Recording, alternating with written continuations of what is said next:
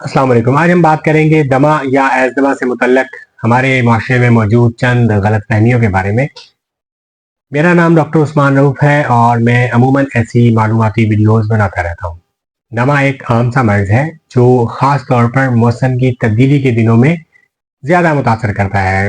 अमूमन जब मौसम सर्दियों से गर्मियों की तरफ जा रहा हो तो बहुत सारे लोगों को खांसी शुरू हो जाती है। ये खांसी कई कई दिन कई कई हफ्ते चलती है। लोग इसको गले का या छाती का इन्फेक्शन समझते हुए बहुत सारी एंटीबायोटिक्स का और खांसी की शरबतों का इस्तेमाल करते हैं, लेकिन ठीक नहीं होते।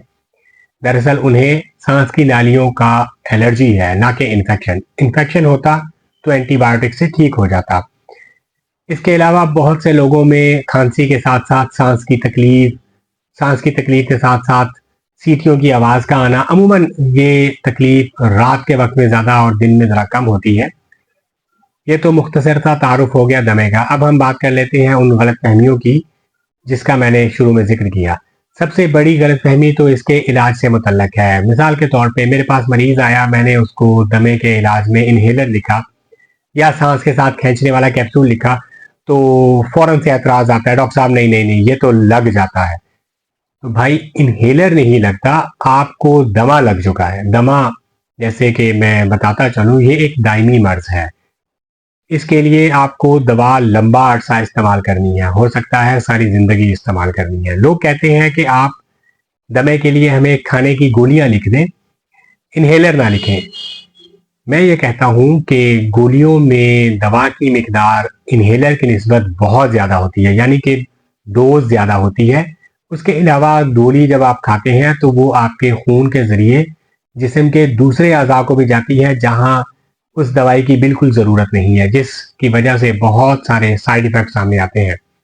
जिनमें से मैं चंद एक का जिक्र करूँ तो हाथों का कपकपाना, बेचैनी, दिल की धड़कन का तेज़ हो जाना। जबकि इन्हेलर के साथ ये साइड इफ़ेक्ट्स नहीं आते। इन्हेलर के अंदर एक तो दवाई बहुत कम होती है, दूसरा ये होता है कि दवाई डायरेक्टली सांस के ज़रिए आपके फेफड़ों में जाती है, जिस्म के दूसरे हिस्सों को वो मुतासर नहीं करती। इसी तरह एक और गलतफहमी ये है कि दमे के मरीज को चावल नहीं खाने देना, अंडे नहीं खाने देना, उसको दूध नहीं देना है, केला नहीं देना है। केला दूध बलगम करता है, केला दूध बलगम बिल्कुल नहीं करता। दरअसल इस बीमारी का खाने पीने से ताल्लुक ही नहीं है। ये बीमारी मिट्टी, धूल, धुआं या मौसम की तब्दीली के दिनों में ज़्यादा मुतासर करती है। इसके अलावा एक और गलतफहमी जो अमूमन देखी गई है कि अगर किसी की सास को है तो वो कहा कहता है कि बच्चों में इसी वजह से है, किसी घर में बुजुर्ग को है तो ये ख्याल किया जाता है कि उसी की वजह से दूसरों को लग गई है। दरअसल ये एलर्जी है, ये इन्फेक्शन नहीं है, ये टीबी नहीं है जो एक से दूसरे में लगेगी। ये एलर्जी है, ये किसी को भी हो सकती है, ये किसी बुजुर्ग को हो सकती है, बच्चे को हो सकती है। इसका एक से दूसरे में इंतकाल मुमकिन ही नहीं है।